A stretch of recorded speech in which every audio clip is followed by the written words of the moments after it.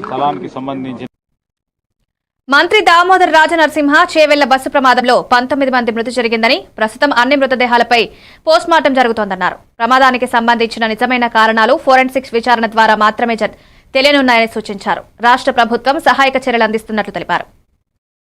Post mortem complete అయిపోతాయి.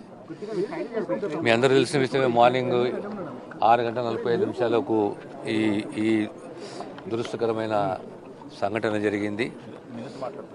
అందులో 70 మంది అక్కడి నుంచి ప్రయాణం చేస్తాం, తాండూరు నుంచి హైదరాబాద్కు.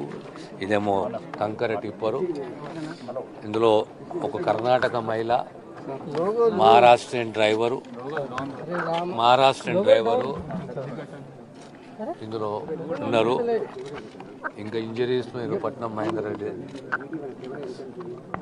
హాస్పిటల్ ట్రీట్మెంట్ జరుగుతున్నది. పోస్ట్ మార్టమ్స్ అనేది ఇప్పుడు ఇంకో ½ అన్ అవర్లో కంప్లీట్ అయిపోతుంది. ఇక్కడ పోతున్నారు అదే 19 ఇంజరీస్ కూడా 19. ఒక్కరికే కొద్దిగా హెడ్ ఇంజరీ ఉంది, ఒక్కరికి హెడ్ ఇంజరీ, మిగతా అందరూ కూడా నార్మల్ ఇంజరీస్.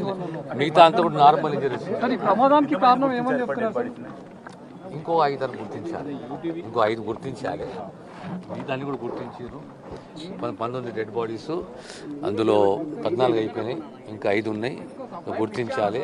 అందులో ఓవరాల్ డ్రైవర్ మహారాష్ట్ర, ప్యాసింజర్లు ఒక మహిళ కర్ణాటక. సో దురదృష్టం ఇది. 19 మంది